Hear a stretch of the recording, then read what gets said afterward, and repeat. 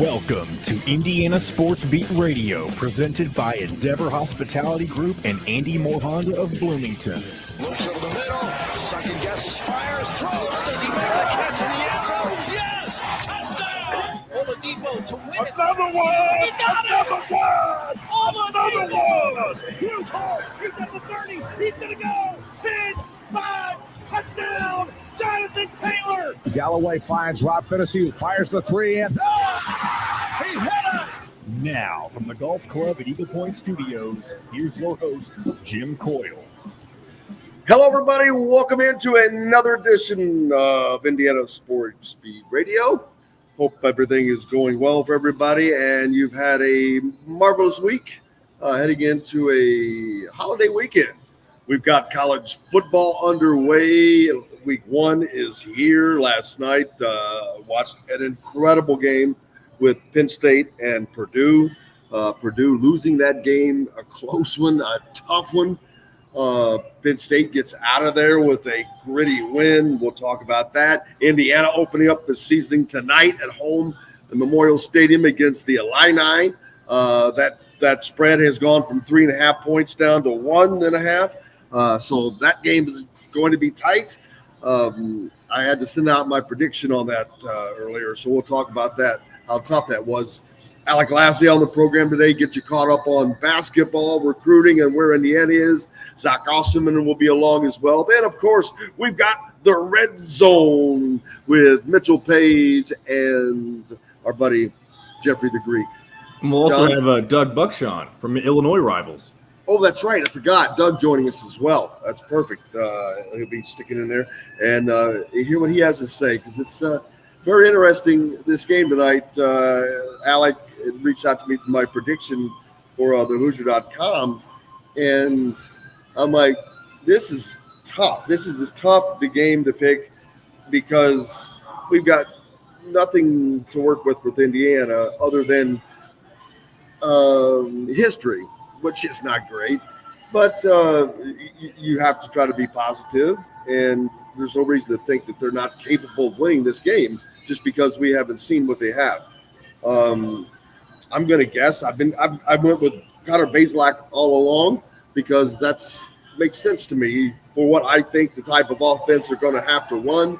A quick hitting, shotgun snap.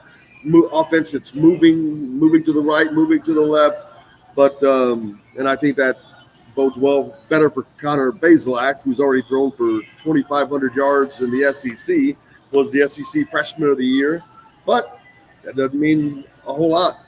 We'll find out tonight when Indiana rolls out to its first offensive set to see who rolls out. 5 Lefts jumping on already, Michael as well, Jennifer, Larry, appreciate you guys. Hope everything is going well today. It's Friday, and people are out there tailgating already. If I wasn't here at BB's, which is the greatest place to be, I don't think I'd even mentioned that yet. But coming to you, of course, from BB's Market is JD's back there cooking up some great little tailgate tidbits. We'll get to that a little later as well. I can't wait. I love doing – I've never done a food show before. And, oh, man, you see the shows where they make that stuff and they all get to taste it then. Oh, it's so good. Well, I can't wait. I get to do that. Who all's coming up to the game? You tailgating? Where are you tailgating? Just what are you doing for tailgating? Pete's on here. It's just a great day to get started. John, you as well, your picks. Did you have to make your picks for this weekend? Yeah, so I don't think mine are on thehoosier.com, but on our podcast, I did make my pick along with Dustin and Mitchell, and then we had Joe, the producer, on as well. We all made our picks. I went with Indiana, and so did Mitchell and Joe. Dustin, on the other hand, decided to go with Illinois, so 3-1 on that. My score being 28-17. I know that probably seems a little overconfident. Yeah. And it very well could be, and I'm fine with that. But right now, I see. I think the fact that we just know nothing about this offense is better for somebody who is a fan who wants to have good expectations. And Yes. if you kind of knew more what you were doing, maybe you would have less confidence. So maybe this has been a good tactic on Tom Allen's part to kind of keep that mystery, because I think even though it makes people anxious, I think it also is kind of exciting not knowing what you're going to see. Yep. We'll find out. That, like I said, I mentioned earlier on, the betting spread has gone from 3.5 points down to 1.5. That just means the betting public is betting on Illinois, which makes sense because they've seen them. They've had a game. So I'll ultimately take Indiana too, just because it's the first game of the year, and I'll throw the confidence out there. But it's going to be a 3-point margin for me. That doesn't mean we can't get shocked. And Indiana comes out with a really good offense and a stifling defense. Yeah. But we'll find out tonight. That's the point of playing the games. And I'll tell you what, this really feels like, based on last season, that this is really the only opportunity to really seize the fans and their attention right now. If you can play well, get a good win at home on a Friday night, that gives you the opportunity to kind of, you're not going to win back the fan base completely, but you're going to at least give them a reason to come back next time. If you lay an egg against Illinois, I think it's going to be really tough for Indiana to fill Memorial Stadium the rest of the season. Absolutely. Brad says that horrible time management from Jeff Brom. I'll be honest with you. I was watching very end. I think I dozed off, but I knew the final score that Penn State had won, so I didn't see what happened there. But feel free to go on and talk about that, Brad, because I missed it. We don't have Dustin with us today, unfortunately. Missing out on him. Talking about the first week of college football, man. Where's he at today? Come on. Can't be missing He didn't give today. me a full disclosure on what he was Oh, up I'm to, just so kidding. He's what do we always say? He's on assignment. Yes, Dustin is on assignment. But we'll have plenty of time to talk about football today with both Zach Osterman and then later with Mitchell and Doug Bucshon from Illinois Rivals, and then, of course, Jeffrey the Greek. So you'll get plenty of that, along with a dose of basketball from Alec Lasley when he joins us in the next segment to see what's going on.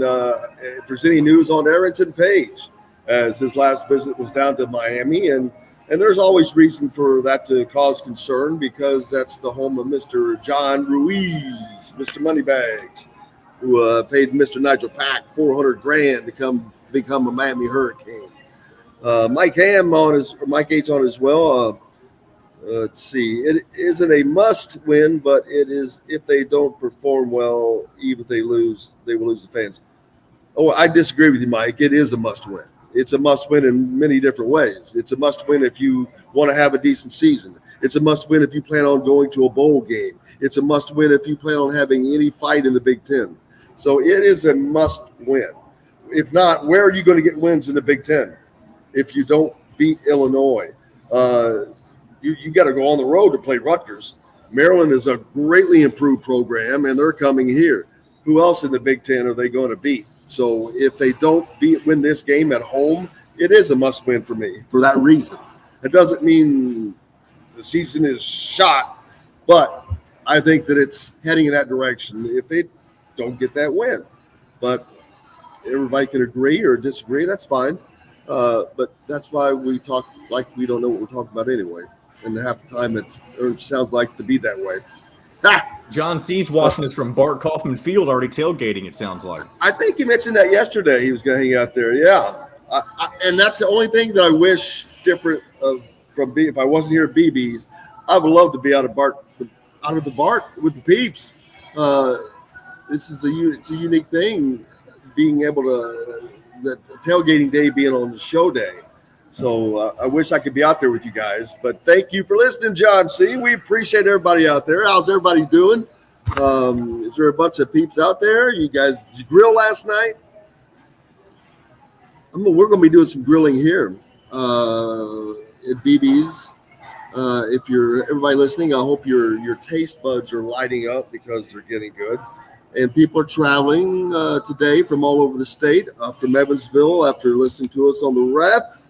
Where it's always the right call. 97.7 ESPN The Ref in Evansville. Make sure you keep it locked there. People coming down from Fort Wayne, up Southern Indiana, Louisville area, all over the place, man, to get this first game in.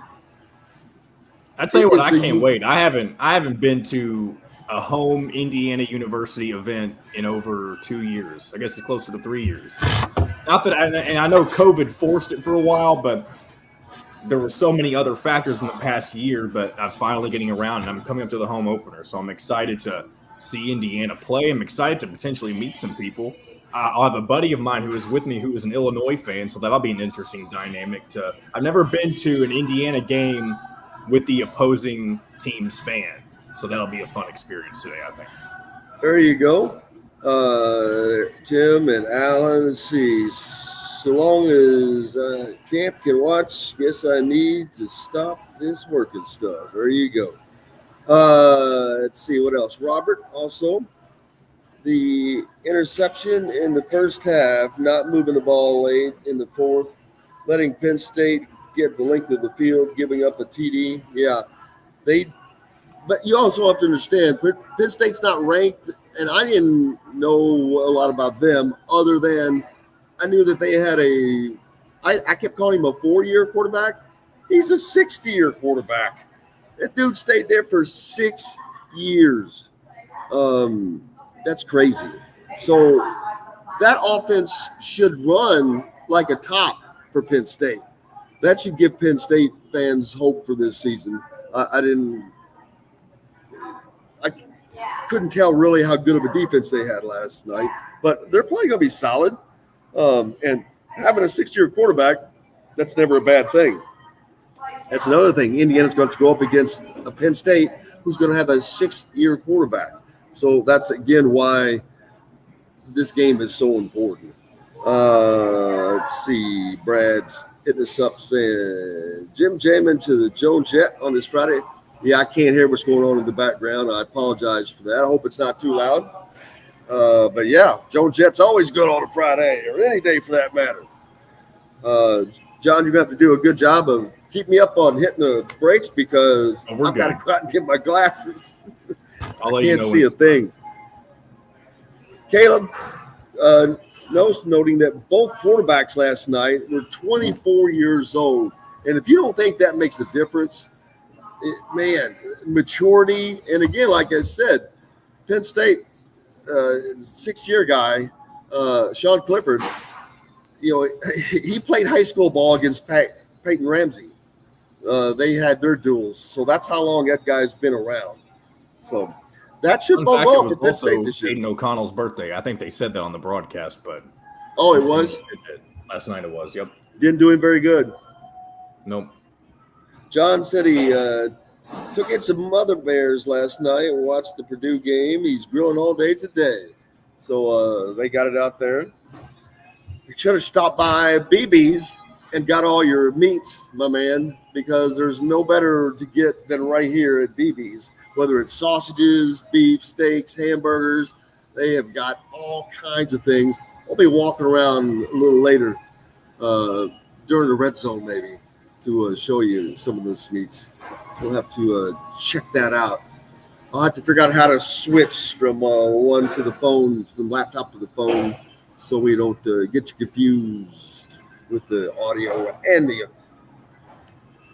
visual on that for those that are watching. How's your weekend looking? It is a long weekend because we get a holiday weekend, and I got to tell you, I can't wait for tomorrow to be Saturday. I am looking forward to it, to watching football and doing nothing else. It's been a long 2 weeks, a long week, and football's here now, and it's going to be a fun weekend. There are plenty of good games to watch. Ohio State, Notre Dame. We talked about all the Indiana teams that are playing. I think Tennessee already beat Ball State. Didn't they play that game last night? I think I remember seeing highlights of that. Ball State. I think I don't know if this was the final, but the last score that I saw was 51-7. Yeah, well, That's not to be expected, man. They're down in Neyland Stadium. They got 90,000 plus down there, rabid fans. So tough place to go play. I've got to watch tap in there. I can hear everything I do now. But looking forward to tonight. But until then, we got to talk about some basketball, and we'll do just that when we come back with Alec Lasley from the Hoosier.com as we're coming to you live from BB's Market today, a part of the Wow Club. Make sure you go to your Apple App Store, Google Play Store, and sign up today. Start earning Wow rewards today. Back with Alec Lasley here after this. We'll be right back to the Golf Club at Eagle Point Studios for more Indiana Sports Beat Radio with Jim Coyle, presented by Endeavor Hospitality Group and Andy Moore Honda of Bloomington. Whether you're visiting. What's up, Alec? What's up? Oh, just ready to get my hopes up just to be disappointed again. That's the life of an Indiana football fan.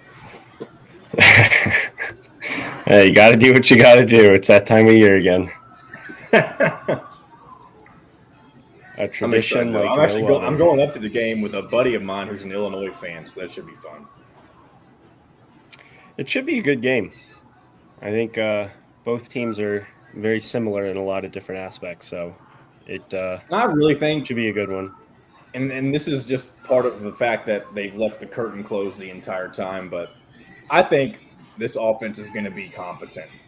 I think they're going to be way better than last year, so we'll see. Right. Yeah. I mean, the biggest thing is, well, where do you go? The biggest thing is just getting it out to the playmakers that they have. So just getting the ball out of the hands of the whatever quarterback is under center. Just getting it to DJ, getting it to Shivers, getting it to Jalen Lucas. We can't hear you, Jim. There we go. Can you not hear me now? No, I got you. We got you. Okay, I'm trying to put it on my phone so I can walk around. That's weird how it's only working on one of them. Just add my phone in. Yeah. And take the other one out. I can't hear you, though. We can't hear you when we do that. Hold on. Oh, something's muted. Hold on. Oh, you just muted something. Well, I did then. But Mute you have me your on other both now. Let's mute that. There we go. Nope. Why can't he just keep? Why can't he just keep both but mute? Now, I guess you can. Can you hear me now? Well. Yeah. Can you hear Mute me the now? other one. Mute your laptop. No, because that mutes everything. Jim, unmute yourself. We got 30 seconds. Here, just close your camera on your other one. Close your camera. That might make it easier. That's what I was. Don't say other one. Say laptop or phone. Your laptop.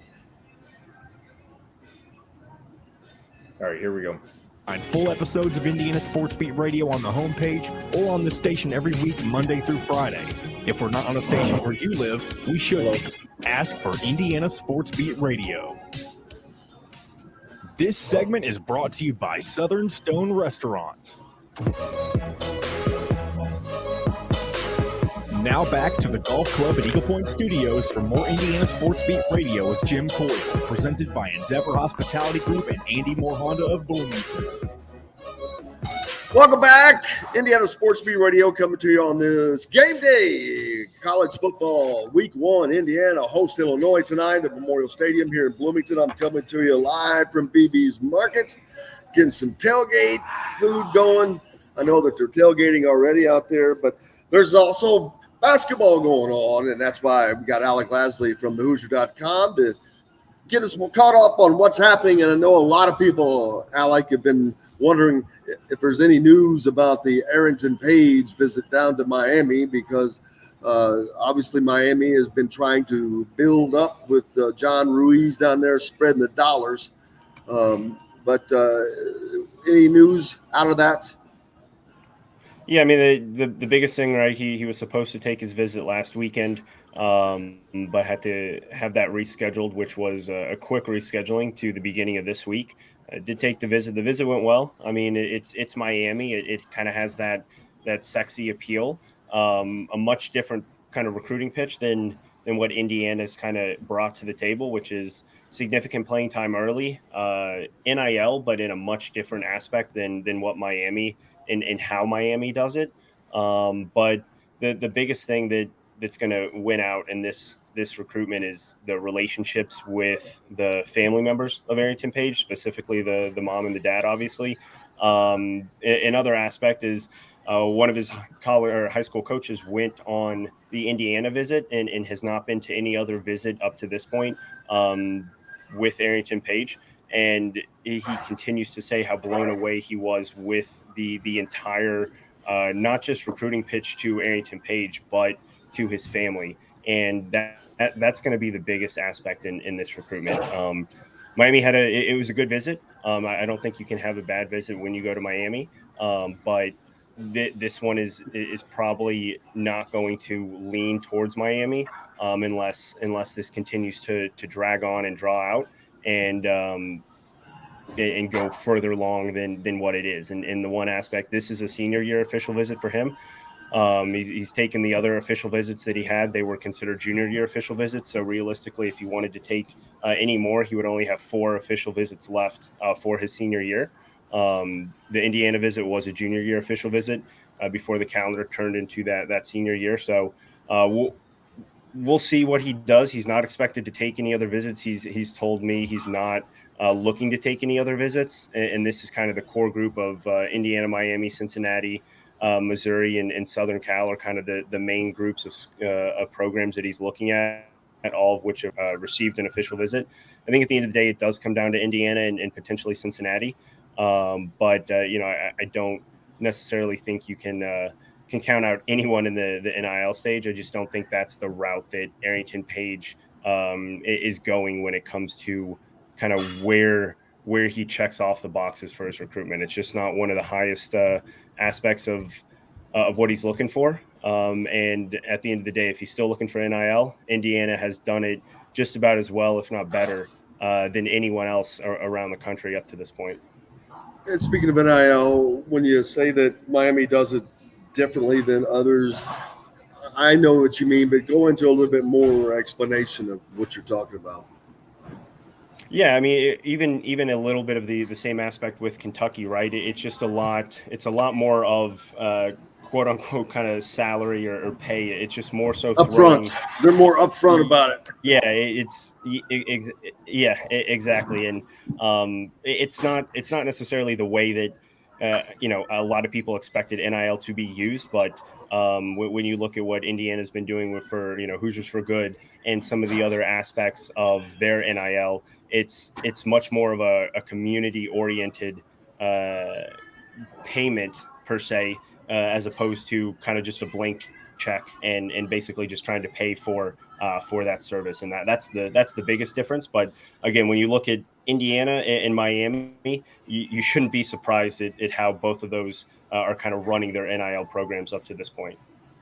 Right. And with all of that said, it sounds like that Indiana is still in very good position with Arrington Paige.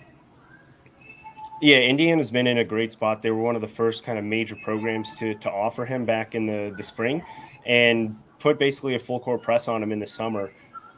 I think it helped a little bit just with him not playing in Peach Jam. Not that a lot of other schools really had him high on the radar, but it kind of shut down any new schools from really coming in and really dragging out this process. Indiana's gone 4 deep to him multiple times throughout the summer. Xavier Johnson was at one of his games as well when the Nike YBL circuit came to Indianapolis earlier this summer. So they've made it known they want him. He knows that they want him. The kind of modernization of how Mike Woodson is bringing the stretch 4 and the versatile 5 to his game with Race Thompson and Trace Jackson Davis has been a huge pitch, and it's one that's definitely landed for him. And especially the way that Arrington Paige has become a lot more versatile since the very beginning of the summer. And you talk to his high school coach, you talk to AAU coaches, either even Rob Cassidy and Travis Graff, who have done a phenomenal job this summer for the Rivals Network, talking and getting more insight of how Arrington Page's game has grown. And the biggest thing has been his versatility. And Indiana now has a year of at least showing how versatile these forwards can be on the roster and what Mike Woodson really wants to do with that group. And that's play a lot of pick and roll basketball and utilize a lot of screen and rolls with his big men, which is what Arrington Page has done a phenomenal job at in high school and on the AAU circuit. What's going on the other sides for Indiana's recruiting names? Raleigh Burgess comes up. Where are they looking? I know early on some of the names that had come in for visits obviously didn't work out. But what's some of the other names that have either cooled or gotten warm again? Yeah, there's not a lot that have either gotten extremely warm or extremely cold. It's been a very consistent group. Raleigh Burgess being one of those guys, Liam McNeely, who obviously has his official visit set for later this month, who's setting up another one to Texas, but the IU one's the only one he has officially set at this point. You still have Derek Queen, who is a very intriguing player who's going to visit Indiana, wants to visit Indiana. Maryland's going to be tough to beat in that one. He's originally from the Maryland, DC area. And when you look at what Kevin Willard has done, obviously landing Jamie Kaiser and Deshaun Harris-Smith, two DMV guys who Indiana was also obviously after for a certain period of time, that now becomes what was a very good path for Indiana. A little bit of a trickier one. So that's one to continue to follow. There still have been some whispers about him potentially reclassifying to 2023, but at this point, it looks like he's going to stay in the 24 class. And that, there are a lot of guys who are going to continue to kind of come through the Indiana kind of visit here over the next couple of months. Asa Newell, a guy who's going to be coming back for a junior year official visit. And there are a couple other guys, Jaden Mustaf that we've talked about, Jonathan Powell, continue to be, on the radar, haven't scheduled anything officially. Guys who, continue to kind of, keep an eye out for. But I think Indiana's done a phenomenal job getting the core guys that they want in that class of 2024 and making sure that they're prioritizing them a lot more than a lot of other schools have up to this point, because they jumped into the class of 2023 so early with two early commits that it put them really ahead of the eight ball when it comes to some of the additional players that they kind of wanted to pinpoint here in the later kind of signing period for the class of 2023. Which I know that makes a lot of people happy to hear that they're in good shape with Arrington Page and there's other guys out there, because I started to wonder what he has to land some of these guys. Arrington Page is one of those, if they don't get him, would be kind of a three strikes deal, which it makes you start to wondering about the recruiting a little bit, but it's been so solid. And if they're in good shape, they're in Page, and what's coming in 24 and 25, man, that would keep the recruiting rolling. But this year is kind of an important class with the one coming in. You have Ja'Kai Newton and Cups that are coming in already, but they've got some room there to add the guys, and they need to fill those. You can't bank those scholarships as one previous administration did. Yeah, and they're going to see a huge push for the transfer portal. That's going to be, where I think Indiana makes up a lot of this ground that they've kind of, I don't want to say lost this summer, because if you still land Arrington Page, I think it's a very successful class of 2023 up to this point, going into the start of the college basketball season. But the transfer portal is where Indiana is going to kind of get that home run addition for next year. They're going to still have a lot of minutes available, basically up and down that entire roster, and they're going to need some veteran players to be able to come in and play immediately. You look at what they're going to be losing in Miller Kopp, Xavier Johnson, Race Thompson, Trace Jackson Davis. That's a lot to replace for anyone, but especially for Indiana, when those guys have been kind of the backbone of the team for the first 2 years of Mike Woodson's Mike Woodson's start to the Indiana tenure here. You never know what's going to happen with guys like Jalen Hood-Schifino, Tamar Bates, if they take a huge step up and don't end up coming back after a really, really good season. Malik Renault is obviously going to be there, but you need someone who has played a lot of minutes at the college basketball level to come in and really take this Indiana program to the next step for next year's class. And you're only going to get that through the transfer portal. So that's why when you look at some of the guys that they did lose this summer, most notably, TJ Power and Jamie Kaiser, it definitely stings. But again, if you're able to land Arrington Paige and you have a really good core of that three in the class of 2023, it does help a lot and kind of take a little bit of that sting away from missing some of those guys, knowing that you do have the transfer portal and knowing that Indiana is going to be a spot that a lot of guys are going to want to go play at. Just seeing how fun and different the Mike Woodson offense is from the past few years of Indiana offense, and knowing that if you're a point guard or a bigger guard, you're going to have a lot of availability to play. And if you're a big man, you're going to have a lot of different options in that Indiana offense to kind of showcase your versatility. And I think Mike Woodson knows that too. So he's not too worried about pressing for anyone here, even in the spring when it comes to a high school player, which he's been able to land in Tamar Bates and Malik Renault the last 2 years.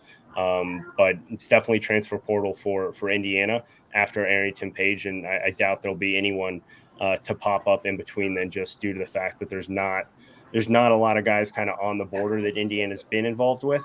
And that's been the biggest point for Malik Renault and Tamar Bates over the last 2 years, that there was at least some connection leading up to their commitment to Indiana when they did decommit from their previous school. Yeah, it's what will they be looking for in the portal? Because once you get in the portal, it's like going to the BB's Market. You can pick out whatever you want, just lay it out there. Obviously, they have certain needs, but those needs change in the ebbs and flows with who's playing and how well. What will they be seeking when they get there? Yeah, I mean the biggest thing is shooters, and then big men. It's pretty cut and dry when it comes to what they need. I think you still need a veteran point guard to go out and land, because I do think Jalen Hood-Schifino is going to be a guy who, even if he does come back next year, is only going to be in Bloomington for 2 years. And I think it will take, while I'm a huge fan of what Gabe Cupps is going to bring to the Indiana program, I think that's going to be on the back half of his career as an upperclassman. So you need someone to come in very similar to what they got with Xavier Johnson, a guy who was proven in another Power 5 league to come in and lead a program. So definitely at the point guard position, obviously you need shooting, because that's still a huge question mark, especially with some of the younger guys not showcasing that up to this point. I think you have that in TJ Gunn, Caleb Banks. We've heard numerous Indiana players talk about it, and coaches this summer, his shot making ability. So I think that's going to be a pleasant surprise. But outside of that, with some of the younger guys, it's still kind of to be determined. And when you look at the core players who would be on the roster next year, you don't see a lot of shooting. And not that you see it now or that you saw it last year, but I think you see even less amount when it comes to what could be on the roster next year. And that's going to be a huge point of emphasis in the portal on the perimeter. And then obviously the front court players with a lot of space and a lot of minutes available, because you need more than Arrington Paige, Malik Renault, and Logan Duncombe to kind of solidify that front court. And time will tell what Jordan Geronimo will become, but he's not going to be a guy that you can count on for 30 minutes a game playing that 4 position. You need more size. You need more ability to protect the rim when it comes to a true traditional big man. And that's what Mike Woodson has gone out and gotten in the past 2 years. But he's going to go out and get someone like that who can play 25, 30 minutes as that true big man, and let Jordan Geronimo space out more on the perimeter. Alec Lasley from Hoosier.com. Make sure you give him a follow and check him out at Hoosier.com to keep up with all that is Indiana recruiting and news. Alec, have a great weekend, brother. I appreciate it. And we are running we'll get it up on the site later today, but throughout the rest of this weekend to celebrate the start of the college football season for Indiana, we're doing 50% off for the annual subscribers for their new membership over at the site. So we'll get that up on the site later this morning. Make sure you hit that up at thehoosier.com. We'll be talking about that more here in a little bit. Alec, have a great weekend. And we've got Doug Bucshon coming up from the Illinois rival site. Looking forward to talking to him. Brought to you by our friends from Goteen, of which you can pick up right here at BB's Market, which coming to you live from today is It's Game Day, baby. Week 1 college football underway. We're back with more here on Indiana Sports Beat Radio. We'll be right back to the Golf Club at Eagle Point Studios for more Indiana Sports Beat Radio with Jim Coyle, presented by Endeavor Hospitality Group and Andy Moore Honda of Bloomington. The sun is out. Thanks, Alec. I'll send you over I talked to Josh, so I'll send you over the details for it for the promo after this. Okay. I'll get it up. Cool. See ya. Hey, Jim, you don't need to mute I know you might think on your end that your ambiance is loud. It's really not loud. It's not interrupting anything. I just want to double check. But you're good. Doug, how are you, sir? I'm doing well, thanks. I need to go back to bed, but you and me both, brother. I moved all week this week, and I'm still so tired. I don't remember being this physically tired in so long. Are you sure that these women? Well, if they're laughing, that's different. But whenever it's just the regular stuff, it's not a big deal. Like that doesn't sound loud? I mean, it's not. It's louder than it was. I'll say that. I don't know why I can't get this to work on the phones. If I could see the way everything was hooked up, I might be able to help, but I can't tell. Well, I'm just hooked up straight to my phone. This is my phone. It's probably your StreamYard settings on your phone aren't correct. Well, I don't know what settings there would be. Your speakers or your microphone, one of the two. All it does is settings. You want me to let me switch you out real quick and check. No, I'm getting nothing. Nothing.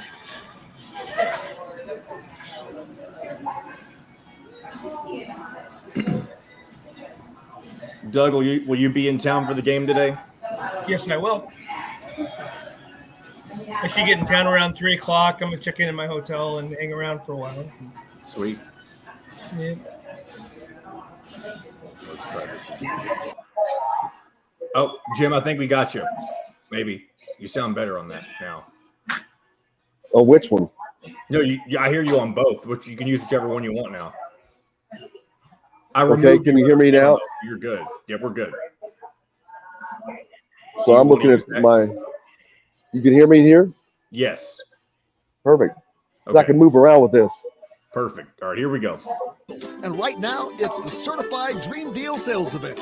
Get 0.99% APR financing for well-qualified buyers on all 2017 through 2021 Honda Certified pre-owned Accords, Civics, CRVs, HRVs, and Pilots. See dealer for financing deals.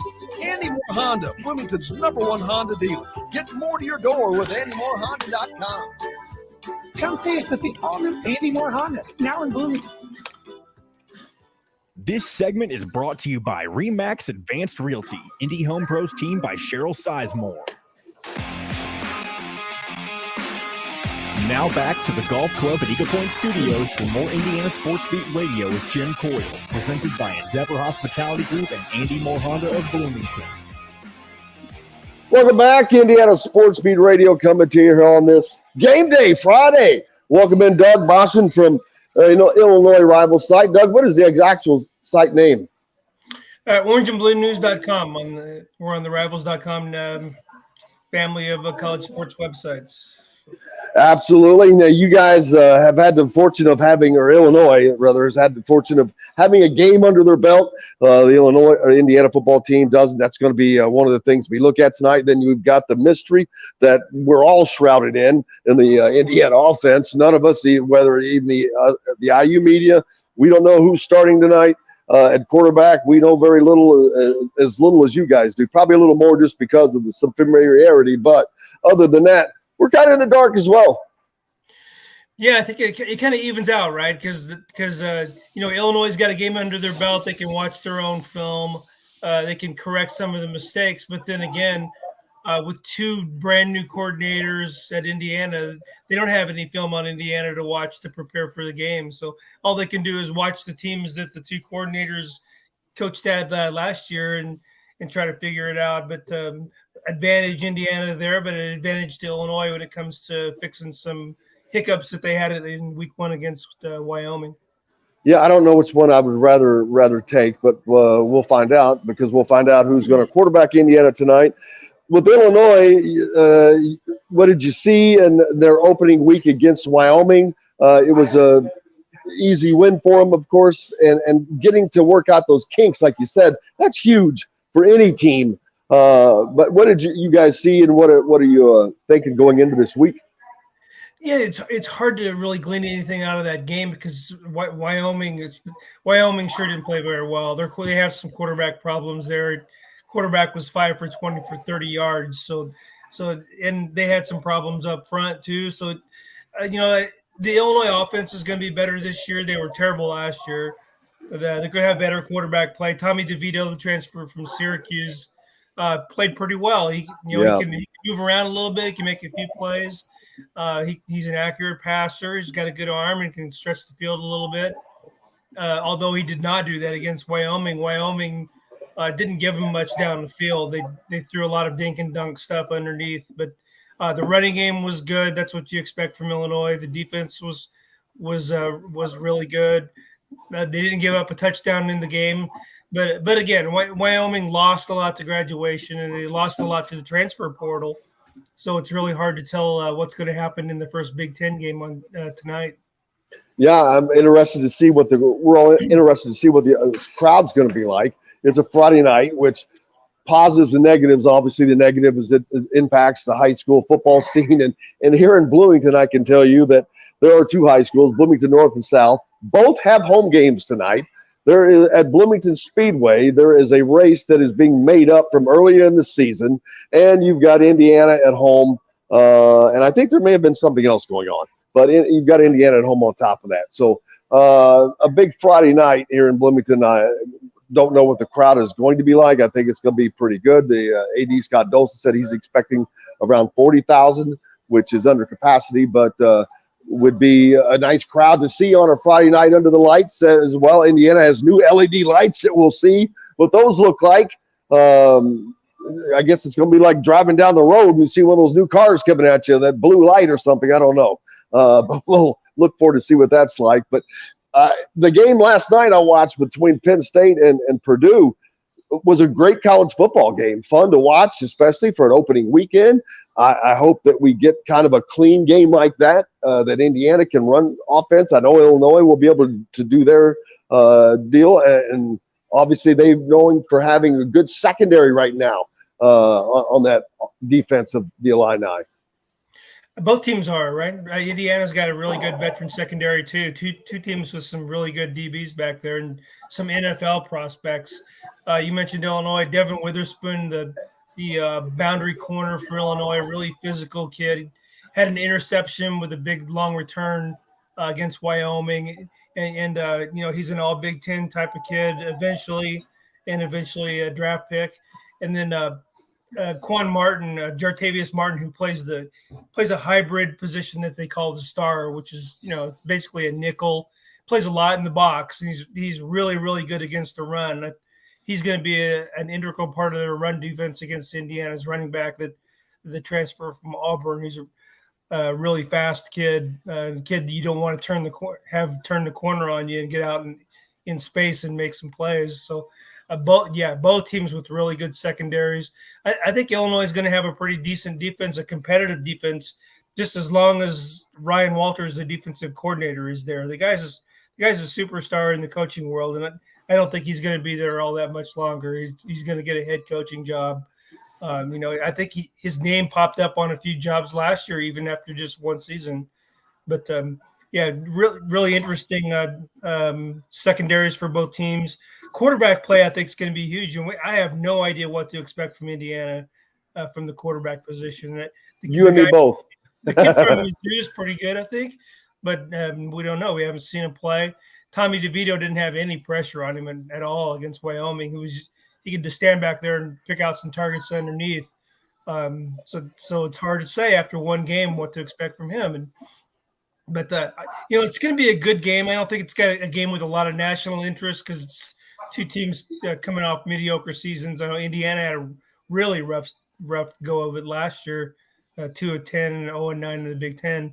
But I hope the crowd shows out. The students should come out Friday night. I mean, for a while at least, until Yeah. Yeah. The bars close at 1 there, so they might leave a little bit early. But Game dependent. It's always game dependent. But hopefully have a good crowd and we have a good game. That the game at Purdue last night that you mentioned that place was rocking the stadium, but goodness, the play calling in the last 6 minutes of the game just had you shaking your head. You're like, what's Jeff Brom doing? I mean, they had the game in the bag if they could just run the ball a little bit and run some clock, but he just kept throwing. I think he threw 2 passes in the last 6 minutes, or ran the ball 2 times in the last 6 minutes, and no confidence whatsoever in his running game. And I guess that comes from last year when they couldn't run the ball. But if they could run the ball just a bit, they're 1-0 with a win against Penn State. But looking forward to the game tonight. It's been a long time since we've been over there. I think the last time I was over there in Memorial Stadium for a game against Indiana was Ron Zook's last season in 2011. It's been a Holy moly. Yeah. I mean, what they played in 2017, right? But I didn't make that trip for some reason. And the last time I was there was a long time ago. Well, you get to look forward to seeing you tonight, as a matter of fact. So you get to head out and start making the trip. That's a good thing about it being a day trip, I guess, though, right?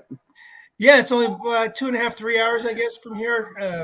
I've never driven it from Champaign, but I'm going to head out and check in at the hotel and take it easy, and then go over to the stadium and see what's going on. Well, Doug, we appreciate you, brother. Look forward to seeing you tonight. All right. Looking forward to the game. Make sure you give Doug a follow, especially if you're an Illini fan. Thank you very much. We've got lots more coming up here on the Indiana Sports Beat. John, where are we in the breaks? Oh, John can hear me for some reason. But there you go. How you doing, John? I was asking, where are we in the breaks? Because I can't see. I'm on my. Oh, you got 10 minutes. You're fine. Okay, perfect. Good. Staying here with me now that we're going to talk about a little bit about BBs. I'm sitting there looking. I see uncooked shrimp, New Zealand orange roughy. There's cooked Norwegian shrimp, Alaskan halibut, Chilean sea bass, Norwegian salmon, Alaskan sockeye salmon. Man, they've got all kinds of good stuff. Oh, man, I'm getting hungry. And that doesn't include the breakfast food, all these sausages and meats, steaks that are incredible over in this little steak aisle over here. I got to get JD out here to see what we're making up for the tailgates. But look at that. Good looking stuff right there. If you could see it, for those listening, you can't. But man, you've heard me talk about those blueberry sausages. If you're listening, obviously you can't see, but that's what I'm talking about right there, baby. Those things are incredible. Make sure you stop by BB's Market here in Bloomington anytime, and looking for your what's the word I'm looking for? Your all your ingredients for what you're making for your tailgate. Yeah, where's the section for Indiana sports meats? Oh yeah. See, that's we're creating that. Still creating that. That's going to be right over to my right. That's a great idea. Whoever thought of that line. But that was me. That's right. I thought that was you. We've got Randy up here. We'll see if we can talk to him. He'll tell us what's going on before we get to Zach Osterman, who's joining us next. But hey, Randy, come on over and join us for a minute. We caught him at a bad time, but right.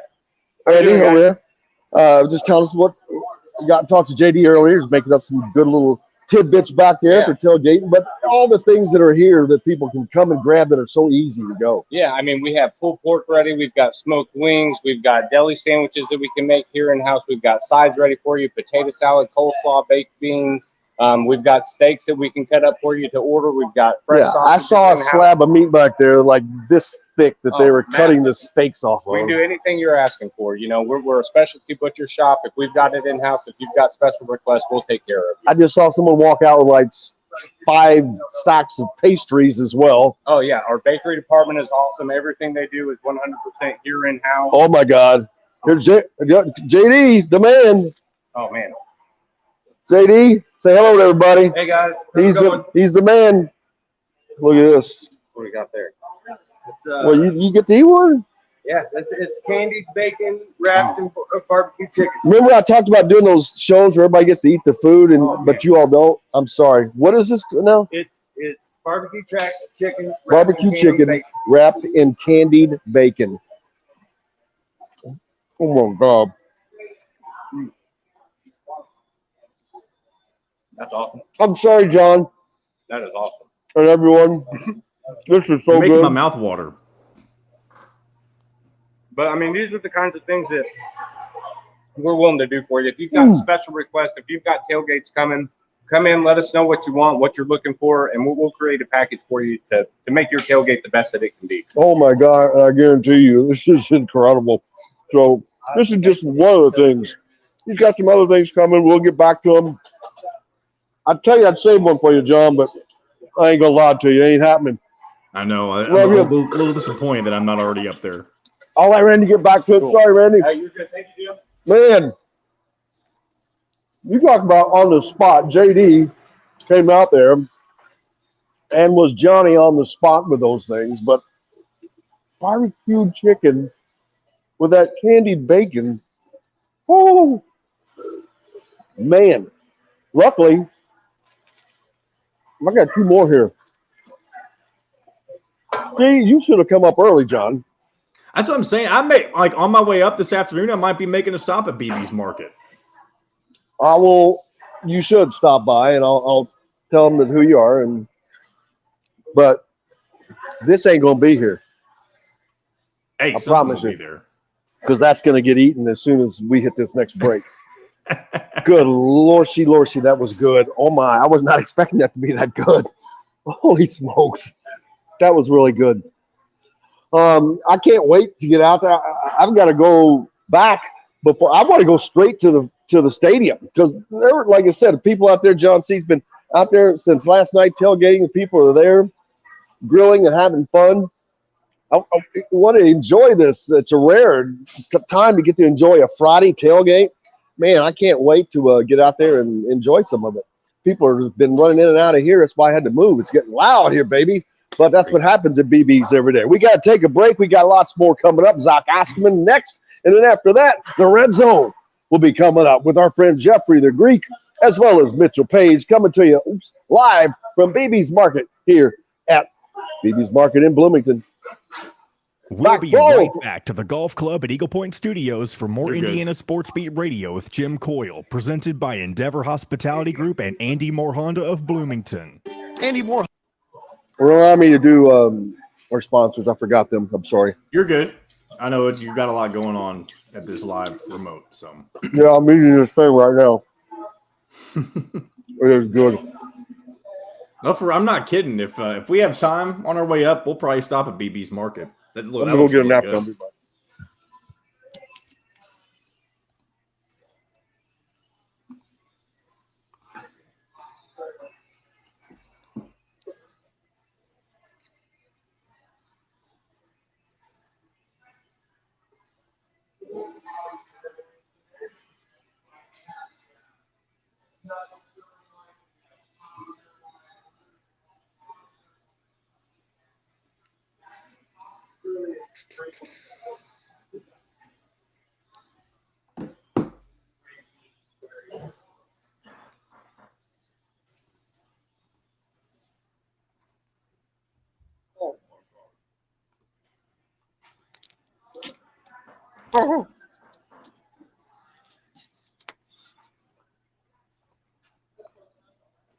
Oh my God, those things are good.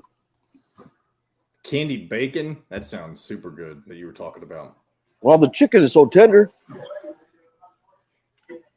Holy smokes. Oh my God. That's a great tailgate dish right there, or snack, whatever. I'm telling you.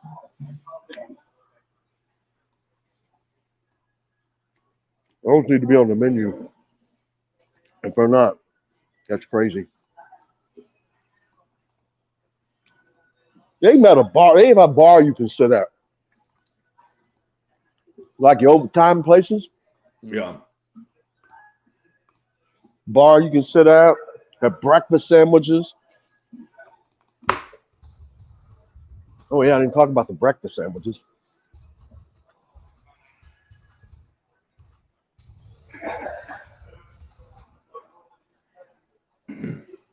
Oh my God.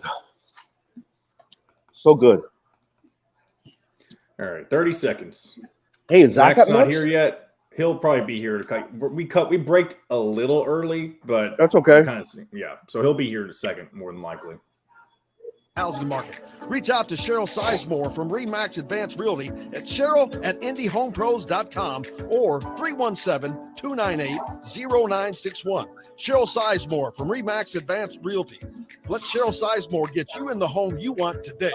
Cheryl@indyhomepros.com. This segment is brought to you by Feast Market and Cellar.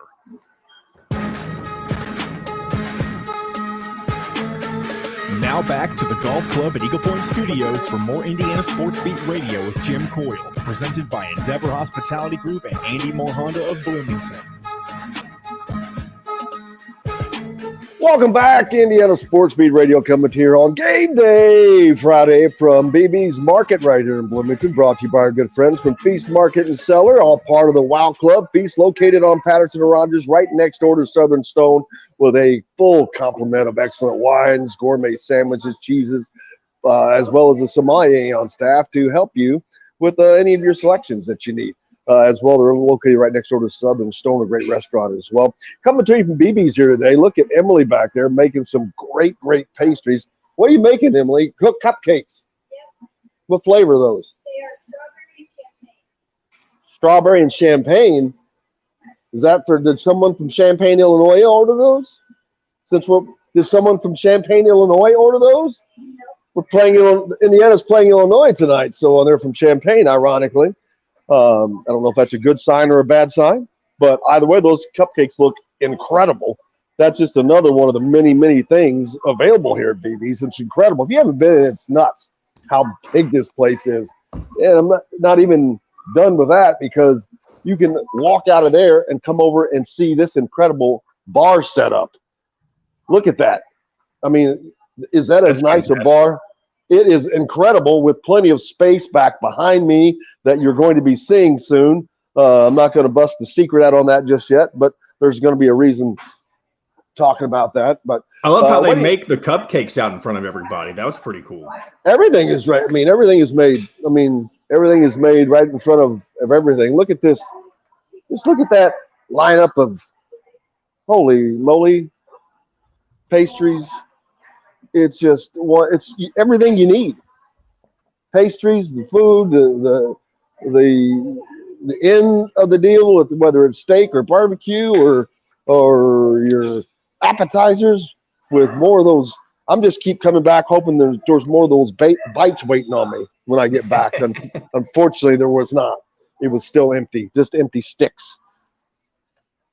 Yeah. Empty sticks. I shouldn't have given them away to the guys that worked here. I'm like, well, hey, I gave one to JD. He made them, though. He deserved it. But yeah, I'm looking forward to it, man. It's a great day. The weather's, how about this incredible weather on top of that? Low humidity. There's nothing more you could ask for on this opening night of college football, other than it being on a Friday, I guess, for some people. But going to be in the low 80s, upper 70s by the time the game gets going. Yeah, I can't see the comments right now, so if there's anything comment-wise, you're going to have to take care of that. So I apologize for that. My peeps, but we appreciate you guys. Also, oh, man, I got there's new listeners from down in Florida. Of course, I'm on my phone right now. I can't read that, John. You'll have to read it. Jennifer says, do we get a discount if we mention Indiana Sports Beat at BB's? I guarantee you'll give they'll give you, I think, a free 4-pack of those blueberry sausages. If you come in and buy something, yeah, absolutely. Zach Osterman from the Indy Star joining us now. Zachary, how's your week going, man? Good. What kind of meats do we have in there? I've always wanted to drop by there. I've never. Buddy, they've got everything. And I mean, pre-made or whatever you can make yourself. Oh, my God, look at that bacon. Woo, I'm a bacon fan. Yeah, I mean, like, we're talking like we got hot links there. We got like. Oh, yeah. Now let me go over to the beef section, baby. Cuts for smoking, cuts for. All right. You now, sold me. I'm swinging in soon, I promise. Beef, it's what's for dinner. I mean, I could just keep going. They brought me out some of these.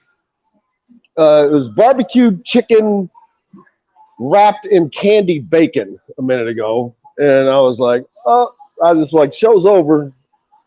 But yeah, looking forward to that, man. This is the paradise. Pastries all the way to the beef.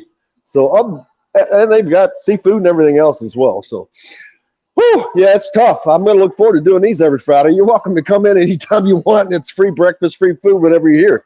So that's another deal. There you go. So how are you doing, man? I'm good, but now I'm thinking about filling up the freezer. That's the problem. Yeah, it's been rough here. What a great night. Last night, I watched Penn State and Purdue, a good college football game to watch, at least to get it started. The backyard brawl with Pitt and West Virginia. Just fun watching college football. And then, of course, tonight at Memorial Stadium, Indiana hosts Illinois to kick off their Big Ten and college football season. People out there tailgating already. The weather's great, Zach. It should be a fun environment. But what the product will be, we're all waiting to see.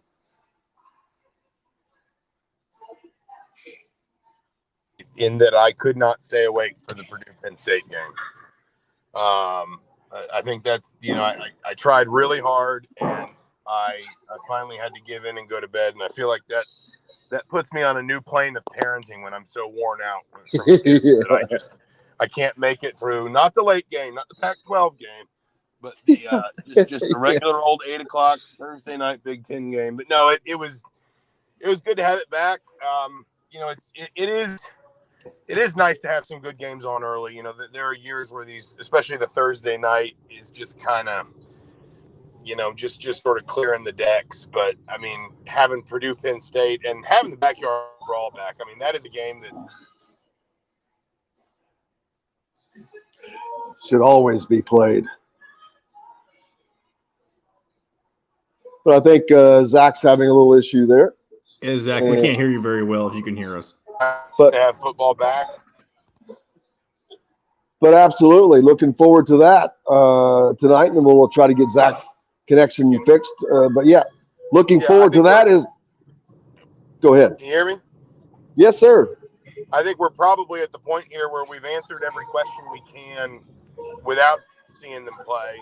There's one or two, obviously, that if Tom Allen wanted to provide more illumination, that would be helpful. But even if, for example, we knew who the quarterback was right now, doesn't matter. I don't think that would somehow, I don't think I could sit here and say, oh, well, in that case, I think Indiana's going to beat Illinois by this many or whatever. There's so much unknown that can only really be proven once they start playing on the field that, I think we are kind of at that point where it's just like, hey, let's just let it all unfold. We've got to see it on Saturdays, or obviously in this case on Friday.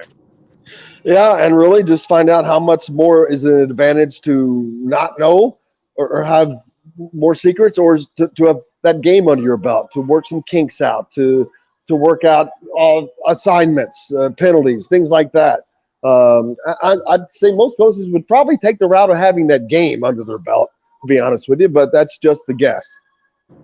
I think Tom Allen kind of admitted as much, at very least, that he would prefer not to start with a conference opponent, that he would like, kind of what he called a preseason game. And I don't think anybody should take great offense, that he meant something more like Idaho, opening with an opponent that you can really kind of tune up against, play a lot of guys, make some mistakes, get all the jitters and the kinks out from the offseason. This is definitely a year where that balance is a little bit more kind of redressed to the middle, if you understand what I'm saying, in the sense that there's going to be an unnaturally long list of questions that Illinois will have about Indiana that that will give Indiana something of an advantage, because Illinois can sit there and look at film of UMass or film of Mizzou or film of Florida State or Maryland or whatever, Arkansas State, where Walt Bell had some success, and try to fill in the blanks. But it's not going to be enough. It's not going to answer all their questions or even a fraction of their questions. So this is maybe a year where, because there is so much turnover and uncertainty in Bloomington, that imbalance is not quite as extreme between the team that's already gotten to play a game and the team that hasn't yet. But I do think Tom Allen would probably rather be in Brett Bielema's shoes today rather than the other way around. Yeah, I think I have to agree with you. And Brett Bielema is a veteran coach too, and so I think he knows how to approach what he's doing here, and he has to have that game under his belt, so he's going to have to probably bring out some, I don't want to say surprises, but obviously they showed as little as they could last week. I had Doug Bucshon from the Illinois rival side on earlier, and he said they didn't go downfield a lot. So Wyoming didn't give them that a lot. I'm like, well, they probably didn't try that a lot either. It was more dink and dunks, and you're not going to show a lot in the beginning. And what else would you expect?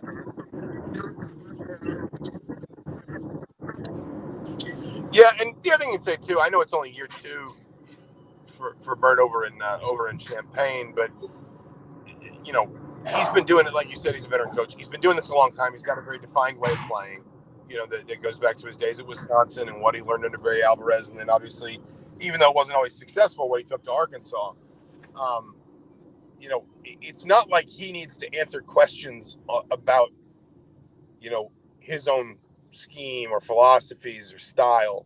Obviously, there are always questions about how do you fit this guy versus that guy. Is this player better in this certain package over that player in that package? That's inevitable. Who they are identity-wise, what they want to do, particularly on offense.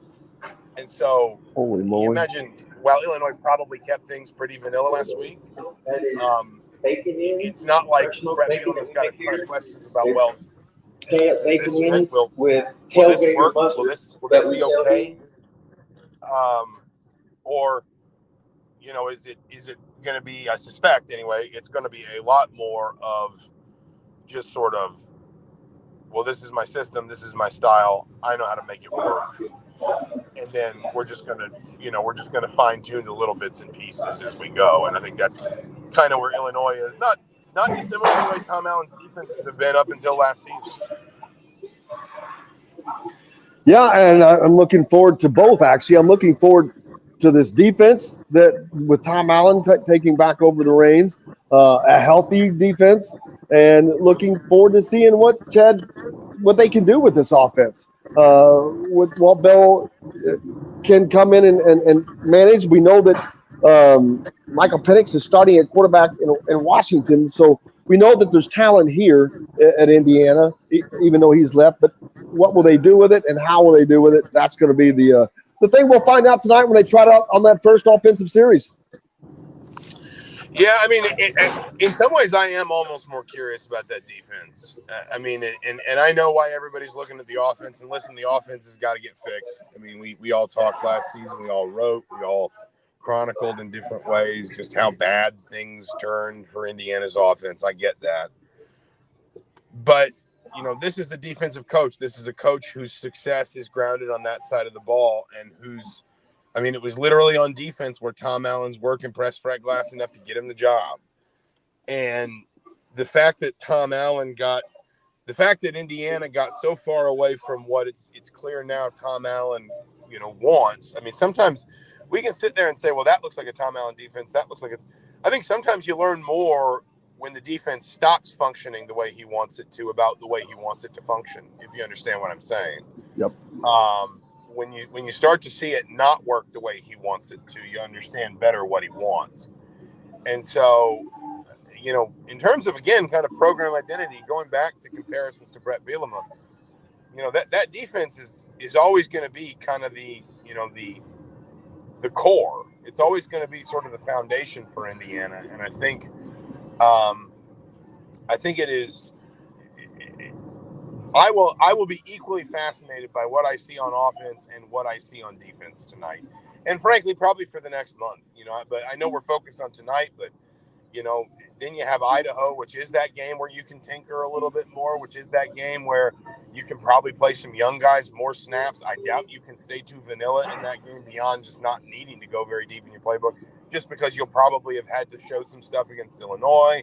Then you got a tricky Western Kentucky team, then a trip to Cincinnati. Like, I just think we're going to learn a lot about this team very quickly.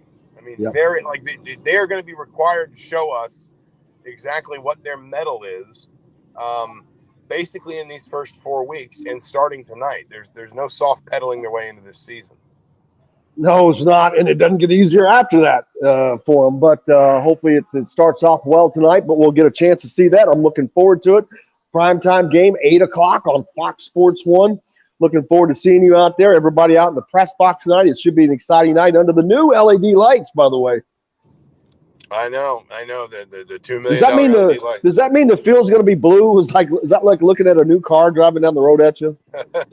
I don't know. I mean, I guess we're going to find out. They were getting those things up as recently as like 2 weeks ago. I think we still saw who's working on them. So it's not like they've had a ton of time with them. I imagine they've done at least a couple night practices with the lights on, but that's another thing. I wonder.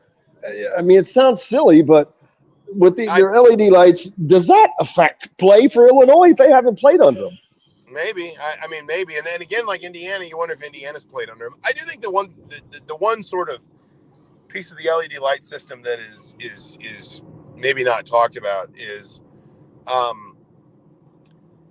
think a few weeks ago at a trustees meeting, a reporter for the Herald Times flagged that Tom Morrison, who's IU's vice president for capital projects, basically capital improvements and planning, I think is his title, said that among the various sort of multi-million-dollar projects that were on the docket for Indiana University as a whole in the Bloomington campus for the next few years was some work on Memorial Stadium. I think a lot of people saw that and thought, are they going to build a new press box? Are they renovating luxury facilities, things like that? I think where a lot of that is going to bend, frankly, in fact, I know where a lot of it's going to bend, is more toward basically the guts of Memorial Stadium, replacing the plumbing, replacing the electrical. You know, I think maybe the best way to think about it is kind of doing for Memorial Stadium what they did for Assembly Hall, and not the bells and whistles, not building the new, grand entrance, but updating the concession stands, renovating the bathrooms, making everything just feel a lot more user-friendly and a lot more sort of modern in its conveniences. That is kind of long overdue. And I mean, when you look at, for example, the light system that went up here, it replaced the light system that was put up in the 80s. That's how long. And we had seen Indiana have to at times wheel in extra lighting, like basically sort of temporary TV lighting for TV games. Yeah, that they would. I don't know how you do this, but they would elevate it and put it up behind the bleachers, behind the stands. The point is that's, when we've talked about Indiana's capital improvements projects for the last however many number of years, most of them have involved building something. Even at Memorial Stadium, it's been building the north end zone, building the south end zone. I think the next sort of multi-million-dollar project for IU athletics is going to be modernizing Memorial Stadium and not necessarily, like I said, the bells and whistles, but the everyday stuff that fans interact with, that get people in the gates, the bathrooms, the concessions, all those kinds of things. And I think the lights are kind of a big early piece of that. I agree with you. Zach Osterman from the Indy Star, buddy. I look forward to seeing you tonight. Have a great day with the kids if you're getting to do that today. And then after that, a great weekend. Absolutely, sir. We'll see you tonight. Absolutely. Zach Osterman from the Indy Star. Make sure you give him a follow and be a subscriber. Keep local papers alive. I am. We've got more coming up from BB's. As now JD has brought me out some. These are, they make homemade bacon here. And oh my. Tailgaters beer mustard that they sell here. These are covered in this. Oh, we're back up. Back after this, brought to you by our friends at Metalworks Brewing Company, also part of the WOW Network, located just off the square in Bloomington. More Indiana Sports Beat Radio right after I consume these. We'll be right back to the Golf Club at Eagle Point Studios for more Indiana Sports Beat Radio with Jim Coyle, presented by Endeavor Hospitality Group and Andy Moore Honda of Bloomington. Hey, this is Jim. All right. Now it's a party. I love Jim just hammering down mustard-soaked bacon at 9 o'clock in the morning. Oh, baby. That looks good. You have no effing idea. What a great idea to be at a meat locker, right before tailgate season starts. Yeah. That's fantastic. I wish y'all were here. I wish we could do it here together. Holy crap. You ain't right. I'm gonna eat up. Oh, I'm hungry and these are good. I can feel your cholesterol count going up. That's what I will die of probably, but I don't care. Yeah. Better to go out happy. Yep. Okay. That's all I've They say die, leave a pretty corpse or something. Something like that. It's time for the red zone, brother. Yeah. Oh, baby. Where's Mitchell? He'll be here. I know he'll be here. He just might be running a second late.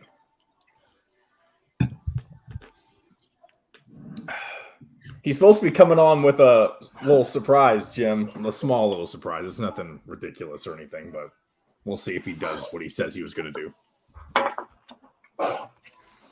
My gosh. I got a surprise right here. I lied. It wasn't the last one. Jim's just going to rip out like a full 40-ounce tomahawk. Just start eating it from the bone. God, that bacon looks good. I hope somebody has that. Usually those are at our tailgate. I hope they're there tomorrow. I could pretty much live on a tailgate all day long by just eating wrapped pickles and meat. This is your homemade bacon ends. Oh. Is it that mustard sauce you showed? Oh, yeah, with the tailgaters beer mustard. Oh, God. Honestly, my mouth just watered just looking at that. That looks fantastic. All right, Mitch says he's hopping in. We got. You can visit bbsmarket.com, baby. Yeah. Little trade off. Send him some Amador. I'll give him. Good trading. No, I'll get you sent something though for real. All right, here we go. Mitch will be here in a second. Experience. Call 812-824-4040 or visit eaglepoint.com. The golf club at Eagle Point in Bloomington. An exceptional golf and dining experience. Oh, Mitchell. This segment is brought to you by Courtroom Sports Grill in Bedford. Quarter dip. Now back to the Golf Club at Eagle Point Studios for more Indiana Sports Beat Radio with Jim Coyle, presented by Endeavor Hospitality Group and Andy Moore Honda of Bloomington. Welcome back, Indiana Sports Beat Radio, coming to you on game day. It is week 1 of college football, and we have got Coach Mitchell Paige with us, baby, and the Greek, Jeffrey the Greek. It's red zone time, baby. Where's the helmet, Mitch? I know. I didn't bring it today. I kept it. That's a little sneak preview for if anybody hasn't listened. Are you going to put it on? Dude, my head's swollen up over the last 20 years, man. I put that thing on. I might have to drive down to Iowa with it attached. Mitch, look what you're missing out on, Mitchell. Are you in a kitchen? Oh, I'm at BB's Market. I love it. You doing the show dude. today? Oh, dude. Yeah, they've been making these are homemade bacon ends drowned in their Tailgaters beer mustard that they have here. And I have not stopped eating them since they brought them over. That is a fact. He's been eating them for 4 solid minutes.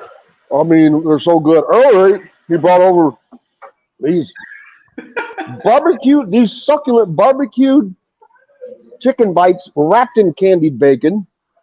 I only had 2 of those. Okay. Maybe it was 3. Wife getting in on that life insurance early. Yeah, I know. You better get some life insurance on me because there ain't no wifey. It's all yours, baby. It's all open. It's all open. Jim belongs to the BB's Market. Huh? Jim belongs to BB's Market. That's it. Hey, that's right, man. This is pastries, everything you want for everything. Oh, my gosh, it's incredible. It's week 1 of college football, boys. I watched the game last night. Pretty good football game to watch. I mean, it wasn't perfect technically, Purdue and Penn State, but it was fun as far as close it was. Watching the backyard brawl with Pitt and West Virginia. Fun. Just watching these games were fun. Yeah, I'll be quick, Jeffrey. I'm sure you have more detailed and thoughtful analysis, but unbelievable that Purdue lost that game. I mean, yeah. I was watching it. Just no way they lose. No. Everybody has said that. Everybody has said that today. I mean, how bad can Jeffrey Brown be feeling today? Yeah, it's a hard morning. Just run the ball. Well, because not only did he start conference play, but it was an opportunity to get a really big win over a Penn State team that we didn't know a lot about because they weren't ranked, which was a little surprising. But they've got a 6th-year quarterback. So I'm like, how bad can they be? You know, what I'd really like to know is what the marriage status is of Aiden O'Connell and where Charlie Jones played football last year. It was never touched on last night during the broadcast. I would have thought they would have brought that up at some point. I saw you tweeted that. And I think they were actually doing an Aiden O'Connell marriage, showing the marriage picture at the time. Yeah, it was like somehow written into the marriage contract that they would be mentioned 42 times. Like his wife, I'm assuming she was at the game, but she's going to watch the replay. Just flutter. It's going to be a flutter. I have yet to witness one of these perfect college football games that everybody's after. I mean, there's no such thing. That's why we love the sport.